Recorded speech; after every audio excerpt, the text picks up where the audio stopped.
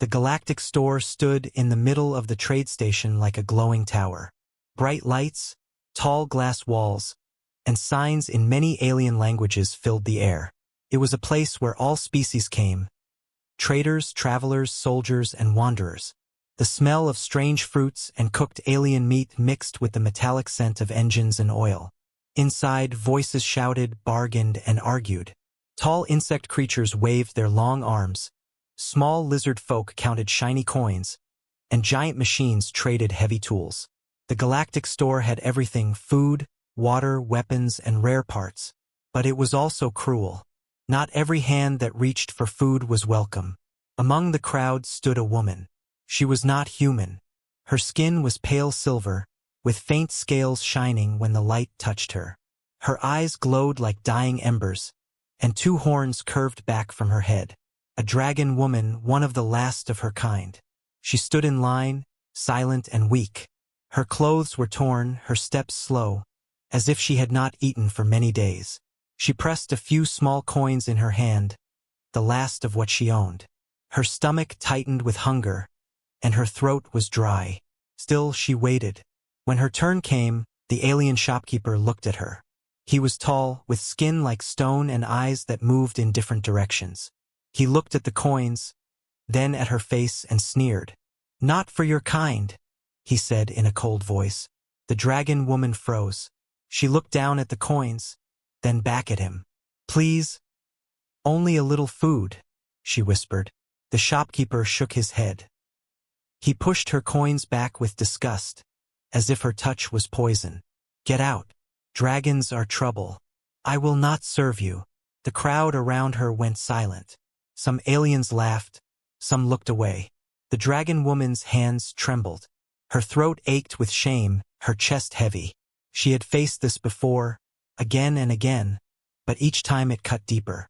She turned to leave, her body weak, her eyes shining with unshed tears. But someone had been watching. In the corner of the store, near a rack of broken ship tools, stood a man. He was human. His skin rough with oil stains, his clothes patched and burned from engines. His hands were strong, shaped by years of work, and his eyes were steady. He was a mechanic, one of the few humans living on this station. His name was Ethan. Ethan had seen many things in this store: deals, fights, theft, even murder. But what he saw now made his chest tighten. A hungry woman, denied not because she lacked money, but because of what she was. As the dragon woman stepped away, he moved. He walked slowly, calmly, as if he were only looking for parts. But his eyes stayed on her. She tried to keep her head down, tried to disappear into the crowd. Yet her weakness made her stumble. Ethan reached her before she fell. His hand caught her arm, steady and warm. She looked up at him, surprised. Her ember eyes burned faintly, full of fear. He leaned closer, his voice low, almost like a whisper. "Sit," he said gently. "I'll fill your plate." For a moment, she could not answer. Her mind spun with doubt. Why would a human help her? Did he want something in return? Was it a trap? But his eyes held no mockery, no coldness, only quiet strength. The dragon woman shook her head slightly. You don't know what you are doing," she whispered back. Ethan gave a small smile, one corner of his lips lifting. "I know hunger when I see it. Sit." She hesitated. The crowd watched, whispering, some curious, some angry. Helping a dragon was dangerous. The law was strict. Dragons were outcasts, marked as thieves and destroyers. Anyone who gave them food risked trouble with the Galactic Guards. But Ethan did not care. He guided her away from the line, past the sneering shopkeeper, past the staring eyes. They stepped out of the glowing tower of the store and into the darker streets of the station. The trade station outside was loud and dirty. Neon signs flickered, steam hissed from pipes, and broken machines lay in the shadows. Small children ran barefoot, chasing scraps of food. The rich aliens lived above in clean towers of glass. The poor stayed below, near the dust and smoke. Ethan's workshop was in those lower levels. They walked in silence. The dragon woman's steps were heavy, but Ethan slowed his pace so she could keep up. At last, They reached a small metal door, scratched and dented. Ethan pressed a button, and the door slid open with a tired groan. Inside was a workshop. Broken ship parts lay on shelves. Sparks from half-repaired engines glowed faintly, and tools covered every corner. It smelled of oil, steel, and fire. The dragon woman looked around. It was not a rich place, but it felt alive. Warm. Real. Ethan motioned to a chair near an old table. "Sit," he said again. She lowered herself slowly, her body weak, her mind still unsure. Her eyes followed him as he walked to a small storage box in the corner. He pulled out a metal container, opened it, and placed it on the table. Inside was food, not much, only simple bread, dried fruit, and some cooked meat. But to her, it looked like treasure. Ethan pushed the container toward her. "Eat." The dragon woman's hands shook. She looked at him, searching for hidden intent. But there was none, only calm patience. Finally, she picked up a piece of bread. She ate slowly at first, then faster, as if afraid it would be taken away. Each bite filled her with warmth, strength returning to her limbs. She did not speak for a long time, only ate, silent and focused. Ethan sat across from her, watching, not with pity, but with respect. He did not ask questions, did not rush her. When she finally stopped, she looked at him. Her ember eyes glowed brighter now, her face less pale. "Why?" she whispered. Ethan leaned back in his chair. He wiped oil from his hands with a rag, his expression steady. "Because no one should walk hungry," he said simply. The dragon woman looked at him, studying his face, his eyes, his hands.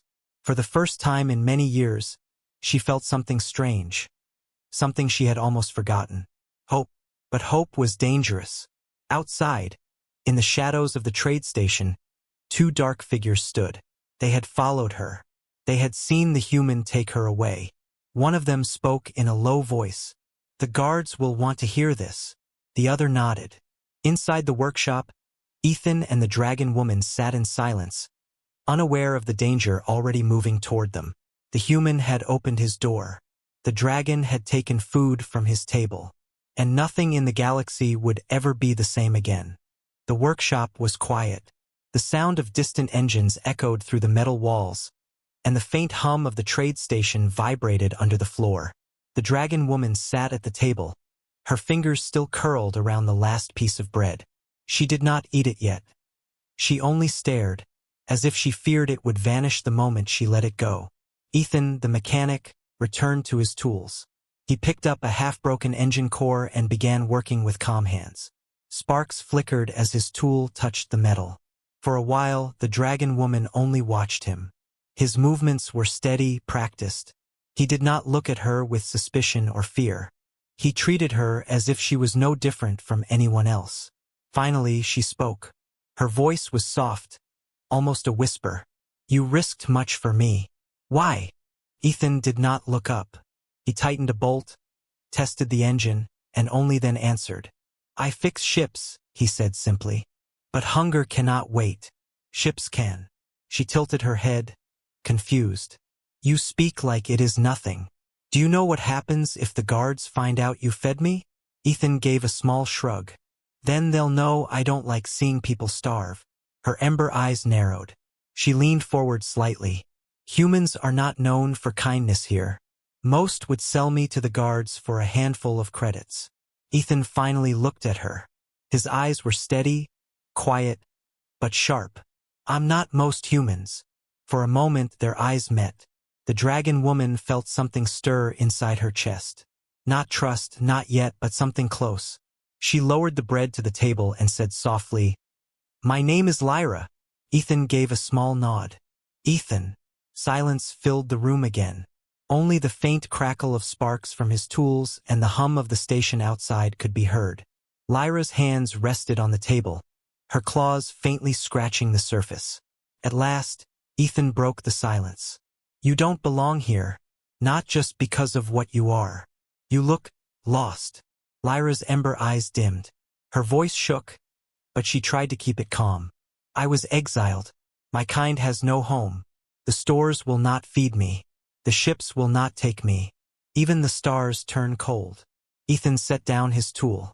He leaned on the table, looking at her carefully. And yet you are still alive. Her lips curved into the smallest of smiles, though it was sad. Alive, yes, but survival is not living. Ethan nodded slowly. He understood more than he let on. Then he said the words that surprised her. Stay here tonight. My workshop is safer than the streets. I have food and a chair.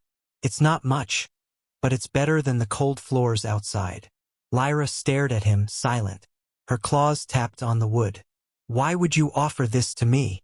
Ethan smiled faintly. Because every engine needs a second chance. So do people.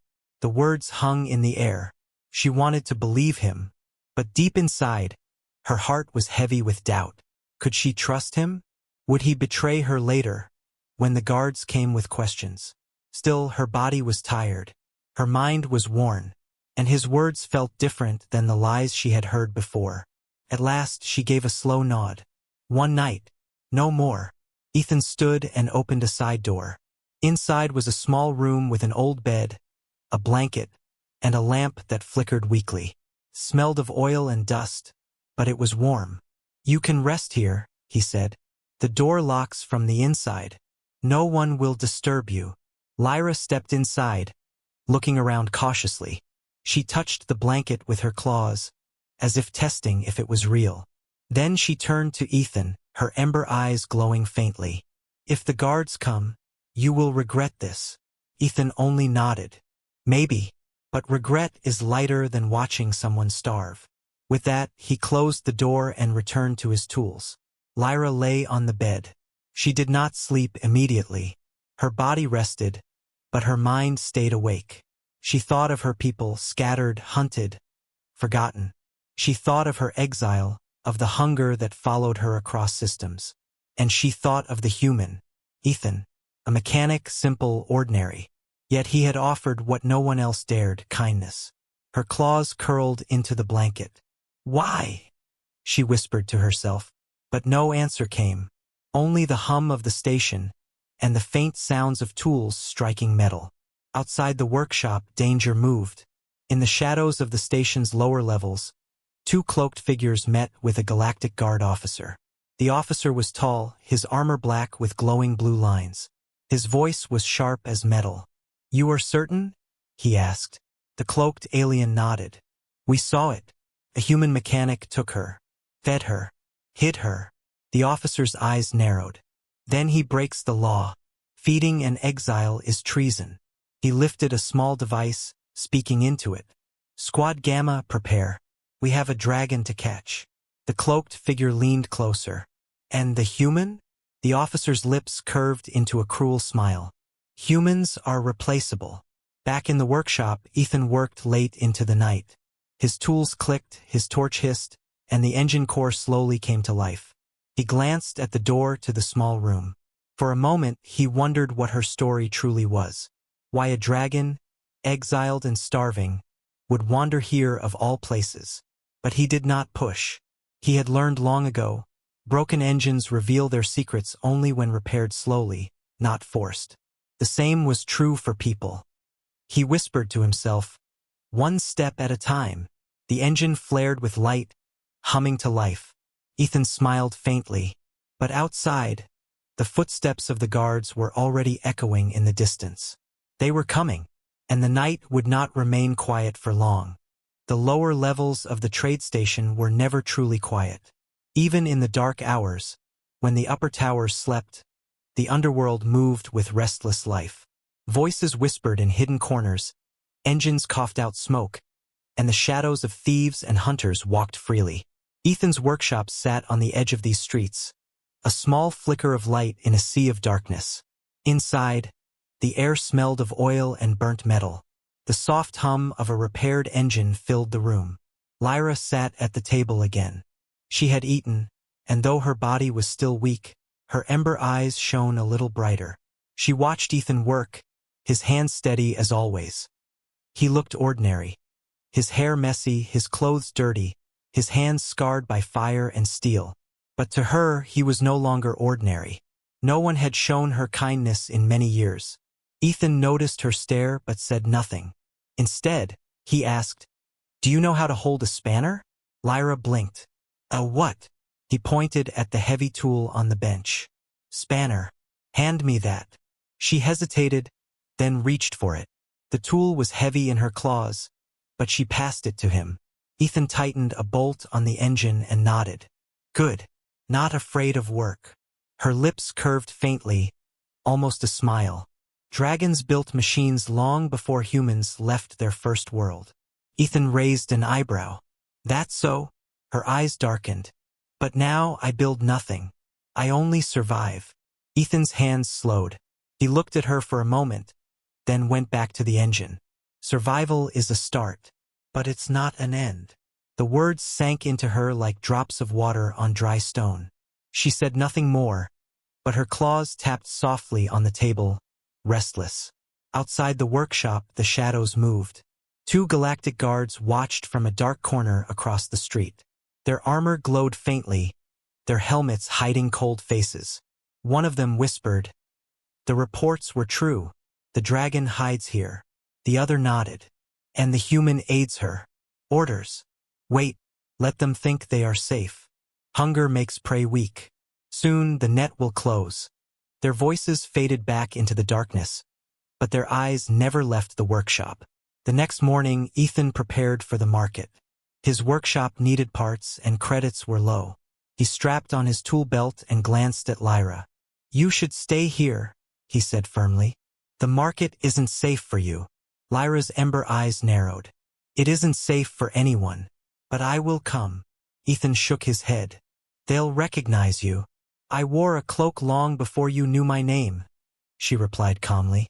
"I know how to hide." He wanted to argue, but there was no time. So he gave her a worn cloak from his shelf, old and patched, but enough to cover her horns and scales. She pulled the hood low over her face, her sharp features hidden in shadow. Together, they stepped out into the streets. The market was alive with sound and color. Alien traders shouted, selling glowing fruits, steaming bowls of food, and strange tools. Lights blinked above stalls, banners waved, and music from 3 different species clashed in the air. Ethan moved with calm confidence, his steps steady. Lyra followed close, silent, her eyes scanning everything. The crowd pressed around them, creatures with fur, scales, wings, and steel. At one stall, Ethan haggled for engine wires. At another, he bought fuel cells. Lyra stayed silent, her hood hiding her face, but her eyes never stopped watching. She noticed things Ethan did not. A cloaked figure that passed them twice. A pair of insect traders whispering too quickly. A shadow on the roof that followed their steps. Her claws tightened under her cloak. When Ethan stopped at a stall of mechanical parts, Lyra leaned close and whispered, "We are being watched." Ethan did not look up. He only kept his voice low. "I know. Keep walking. Don't run." They moved on, but the shadows followed. In a narrow alley between 2 stalls, a figure blocked their path. He was tall, wearing a mask of black steel, his hands glowing with the hum of energy weapons.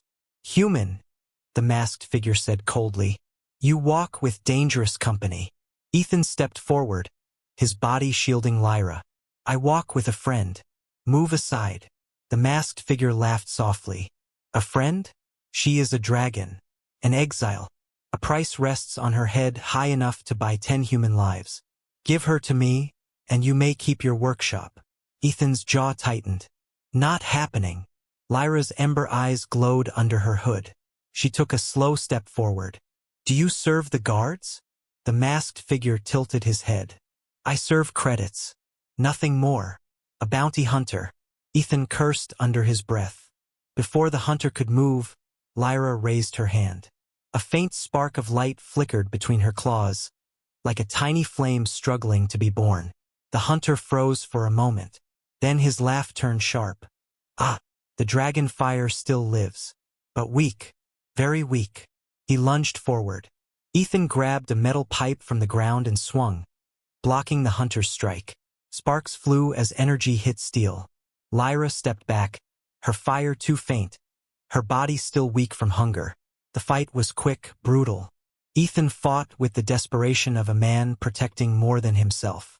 Each strike was heavy, each breath sharp. But the hunter was skilled, his weapons fast. At last, Ethan struck the hunter's mask with all his strength. The steel cracked, the hunter stumbled, and Ethan pulled Lyra away. "Run!" he shouted. They pushed through the market, the crowd roaring in confusion. Traders shouted, stalls fell, goods spilled. Behind them, the hunter's voice cut through the chaos. "You cannot hide forever, dragon." They reached the workshop, both gasping for breath. Ethan slammed the door shut and locked it. Lyra pulled down her hood, her eyes blazing with fury and fear. "You risked yourself for me again. Why?" Ethan wiped blood from his lip, his breathing heavy. "Because I said I'd fill your plate. I won't go back on my word." For the first time, Lyra's face softened. Truly softened. She looked at him not with suspicion, but with something else. Trust. But outside, in the shadows, the bounty hunter spoke into a small device. "The dragon is with the human mechanic. Send the guards. She will not escape again." And deep in the heart of the trade station, the Galactic Guards prepared to march. The workshop smelled of burnt steel and oil. The door was locked, the lights dim, but Ethan and Lyra both knew it would not be safe for long. The bounty hunter had seen them.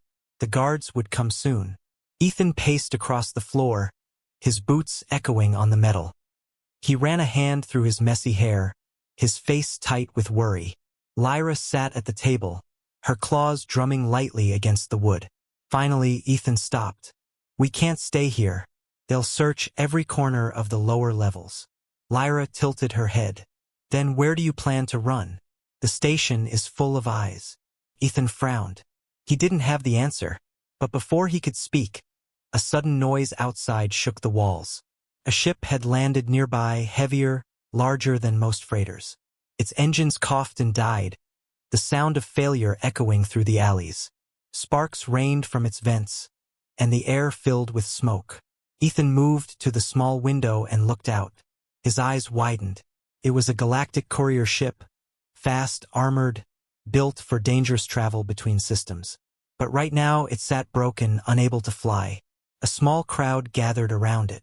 Traders shouted, guards argued, and a frantic officer yelled, "Who can fix this? We need this ship ready now." Ethan's lips pressed into a thin line. "That's our chance." Lyra stood. "Chance? To fix a ship?" Ethan nodded. "More than that.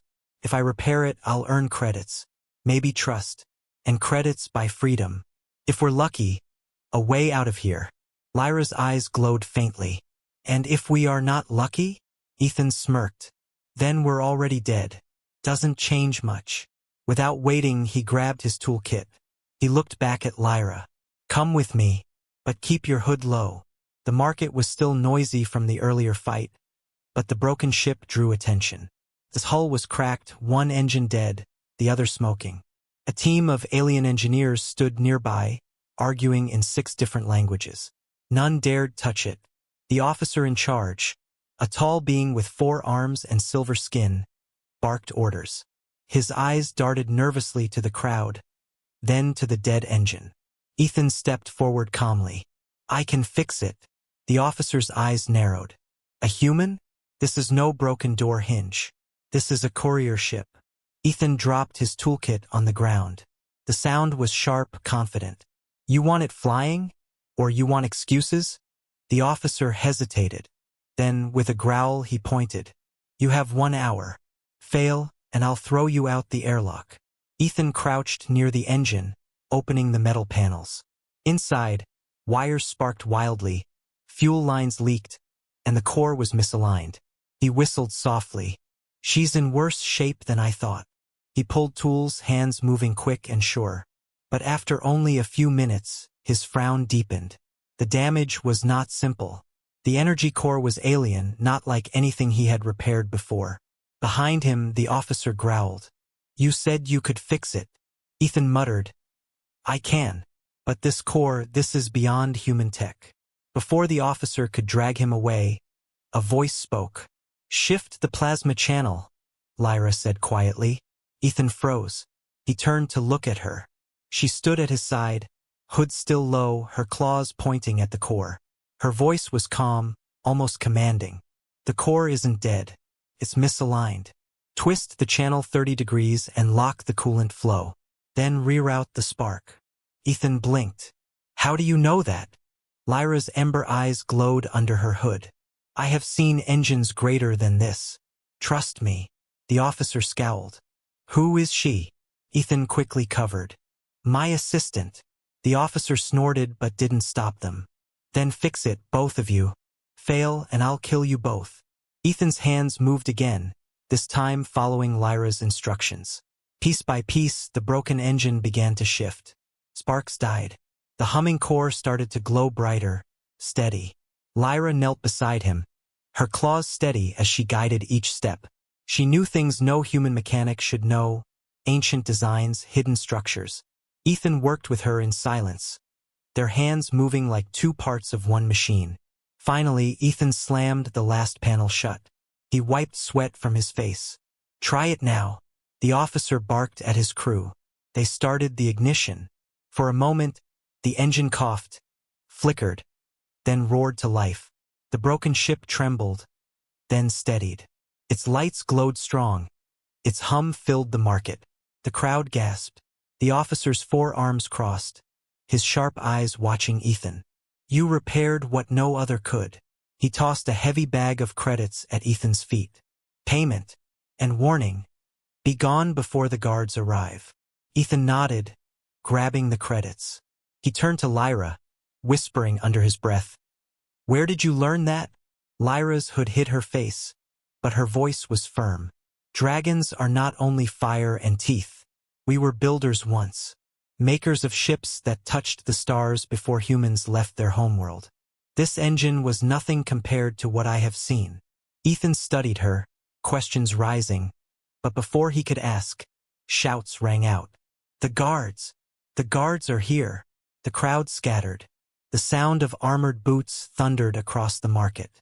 The Galactic Guards, black armor glowing, marched in. Ethan's chest tightened. He grabbed Lyra's arm. We need to go. Now. But the guards were already spreading, blocking exits, searching faces.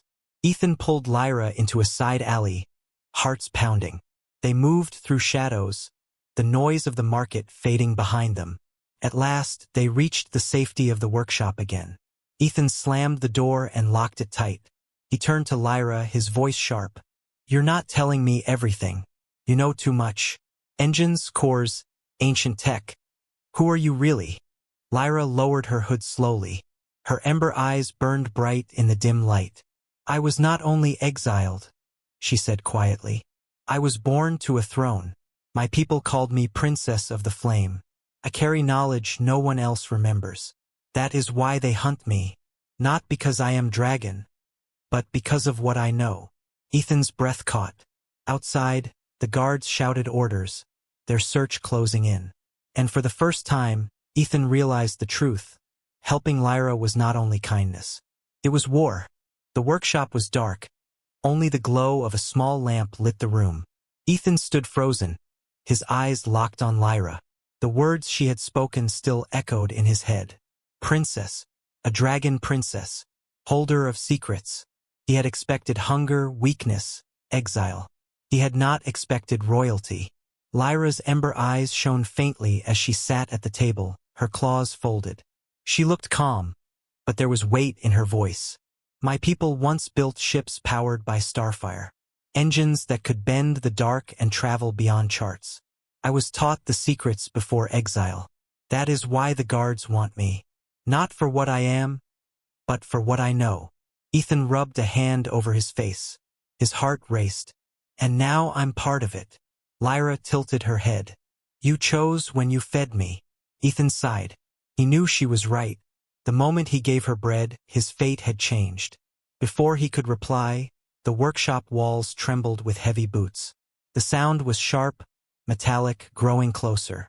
The guards had arrived. Ethan moved fast. He grabbed his toolkit, pulling out a hidden weapon, a plasma cutter, meant for welding steel. It wasn't much, but it burned hot enough to cut armor. Lyra rose to her feet, her cloak falling back. Her horns caught the dim light, and her scales glimmered faintly. Her ember eyes burned brighter now, like fire waking after long sleep. "Stay behind me," Ethan said firmly. Lyra shook her head. "No, I will not hide anymore." The door slammed open. 3 galactic guards marched in, their black armor glowing with cold blue light. Behind them stood the bounty hunter with the cracked mask, his cruel smile visible now. The lead guard stepped forward. His voice was sharp, mechanical. "Dragon Exile, you are under arrest. The human mechanic is charged with treason for aiding you." Ethan tightened his grip on the plasma cutter. "She hasn't hurt anyone. She's starving. And I don't care about your laws." The guard raised his weapon, a rifle glowing with energy. "Then you will fall with her." The bounty hunter laughed softly, stepping beside the guards. His voice dripped with greed. "I told you she was here. Now pay me my credits. The human is nothing. Kill him and take the dragon alive."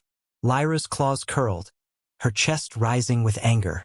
Her voice was low but steady. "You think you can chain fire? You think you can bind me?" The guards raised their rifles. Ethan shouted, "Lyra, get back!" But she didn't. Her eyes blazed, her chest glowing faintly as if something deep inside her had awakened. She raised her hand, and sparks of flame burst between her claws. The guards fired. Blue energy bolts ripped across the room. Ethan swung the plasma cutter, slicing one shot aside, the heat searing the air. Lyra's fire leapt forward, colliding with the blast. The room filled with light and smoke.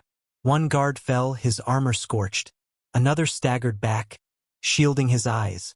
The bounty hunter lunged at Ethan, a blade flashing from his wrist. Ethan blocked with the cutter, sparks flying as metal clashed against burning plasma. Their eyes locked, rage against resolve. "You should have sold her," the hunter hissed. Ethan shoved him back. "I don't sell people." The fight raged across the workshop. Tools clattered, sparks flew, smoke choked the air. Lyra's fire grew brighter, but each flame seemed to drain her strength. She had been hungry for too long. Her body could not hold the power fully. The lead guard pressed forward, his rifle aimed at her chest. "You are weak, dragon. Your fire is dying." Lyra's knees shook. Her flames flickered. For a moment it seemed he was right. Then Ethan stepped between them. His plasma cutter roared, blocking the shot. The heat singed his arm, but he stood firm. He looked back at her, his eyes steady. "You said survival is not living. Then live, Lyra. Live now." Something inside her broke free. Her fire erupted, not in sparks, but in a burst of blazing light. The air trembled, the walls cracked, the guards staggered back as flames consumed the room. Her voice thundered, no longer weak, but royal, commanding. "I am Lyra, Princess of Flame. You will not chain me." The guards fell, their armor burning, their weapons melting. The bounty hunter screamed as fire scorched his mask, and he stumbled out of the workshop, his greed turning to fear. The room fell silent. Smoke curled, tools lay in ruins, and the smell of fire filled the air. Lyra stood tall, her chest rising, her ember eyes blazing brighter than ever. But her body shook with exhaustion. She nearly collapsed. Ethan caught her, steadying her with strong arms. "You're insane," he muttered, his voice rough. "But I'm with you." Lyra looked at him, her ember eyes softening. For the first time she smiled. Not sad, not bitter, but real. "You filled my plate," she whispered. "Now I will fill your path." Outside, alarms rang across the trade station. The fire had drawn attention. More guards were on their way. Ships moved in the docking bays. Ethan looked at the credits he had earned, scattered across the floor. They were useless now. He turned to Lyra. "We need a ship, and not just any ship. Something fast enough to outrun the entire guard fleet." Lyra nodded weakly. Her voice was soft, but certain. "Then you need me, because I know how to build what no one else remembers." Ethan's eyes hardened. "Then let's build." The sounds of marching guards grew louder. The hunt was not over. It was only beginning. The alarms still rang through the trade station. Red lights flashed against the metal walls, and the echo of boots stormed the lower levels. The guards were hunting. The bounty hunter was gone, but he would return. Inside the workshop, smoke curled from broken tools and scorched metal. Ethan stood beside Lyra, holding her steady as she leaned against the wall. Her fire had saved them, but it had also drained her. Her claws trembled, her breath came heavy, and yet her eyes burned with quiet strength. "They won't stop," Ethan said, his jaw tight. "We can't stay here." Lyra nodded. "Then we don't run, we rise." Ethan frowned. "Rise." She lifted her hand, her claw pointing toward the broken engine on his workbench. "The knowledge of my people lives in me. I can rebuild the Starfire core. With it, even the guard fleet cannot catch us." Ethan looked at the twisted metal, then back at her. "You mean build a ship that outruns the laws themselves?" Lyra's lips curved faintly. "Not outrun, outshine." For hours they worked. Sparks flew, wires hissed, plasma burned. Ethan's hands moved fast, his mechanic skill sharp as ever. Lyra guided him, her voice steady despite her fatigue, teaching him secrets of engines powered not by fuel but by flame, the flame inside her bloodline. Every piece he welded felt different. The metal glowed brighter, the circuits hummed with strange energy. This was no ordinary engine. It was alive. Outside, the station shook. The guards were closing in, ships docking nearby, soldiers marching through corridors. Time was running out. At last, the engine core pulsed with golden light. It hummed like a heartbeat, and Lyra's ember eyes reflected the glow. "It is ready," she whispered. Ethan wiped sweat from his face.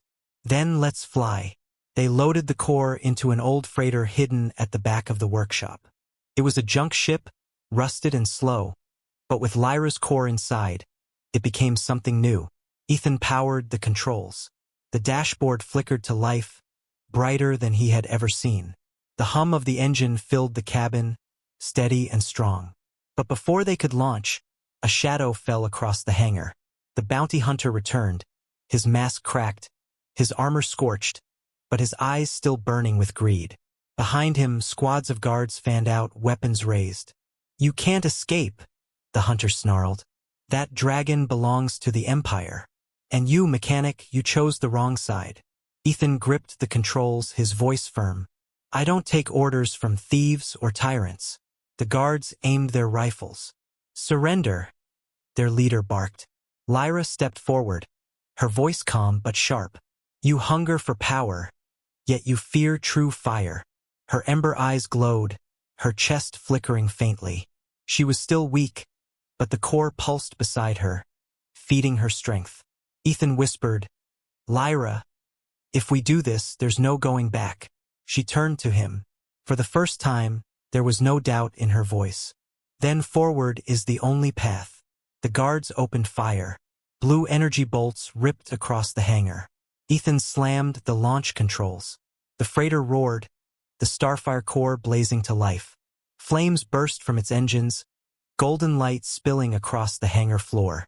The blast knocked the guards back, their weapons failing under the heat. The bounty hunter screamed, shielding his face as fire consumed the air. The ship lifted, the ground trembling under its force. Lyra stood tall beside Ethan, her claws gripping the edge of the console. Her eyes glowed, her fire now synced with the engine itself. The guards fired again, but their shots were too slow. The freighter blasted forward, tearing out of the hangar and into the cold void of space. The station shrank behind them. Guard ships broke away, chasing fast, their engines flaring. Ethan's hands gripped the controls. "They're right on us." Lyra placed her hand on the core. Her fire flowed into it, and the engine roared louder, brighter. The stars blurred. The ship leapt forward, faster than Ethan had ever felt. The guard ships fell behind, their weapons fading into the distance. But still, one remained. The bounty hunter's ship, sleek and black, cutting through the void like a blade. His voice came over the comms, crackling with rage. You can't run forever. She is mine. The fire is mine, Ethan snarled. Not today. Lyra's voice rose, strong and royal. You will never chain flame. She pressed her hand harder against the core. The ship flared with golden light, brighter than the stars themselves. The bounty hunter's ship tried to keep up. Then its engines shuddered, cracked, and exploded in a burst of fire. The darkness swallowed him whole. Silence returned. Only the hum of the starfire core filled the cabin. Ethan leaned back in his chair, his breath heavy. His hands trembled, not from fear, but from relief. They had escaped. Lyra stood beside him, her ember eyes glowing softly. She looked out the window at the endless stars. For the first time in years, she did not feel hunted. She felt free. Ethan turned to her. So what now? She looked at him, her expression calm, almost tender. You offered me bread when no one else would. You gave me a place at your table. Now, I offer you a seat at mine. Ethan smiled faintly. Your table. Lyra nodded. Not one of wood or stone. A table of stars. A future where fire and steel build together. You fed me. Now together we feed hope. The words hung in the cabin. Ethan chuckled softly. Sounds like a dangerous meal. Lyra's lips curved into a smile. The best meals are. They sat in silence, watching the stars stretch before them. The hum of the engine steady and warm. For the first time, Ethan did not feel like just a mechanic. He felt like part of something greater. And Lyra, once a starving exile, now felt her fire burning not only for herself, but for a future she would build, side by side with the human who chose to share his table. Far behind them, the galactic guards gathered the ruins of the station, swearing vengeance. But out in the endless night, the freighter with the golden core vanished into the unknown, leaving only a trail of fire across the stars. The mechanic and the dragon princess, two exiles, bound not by law, but by choice. And their story was only beginning.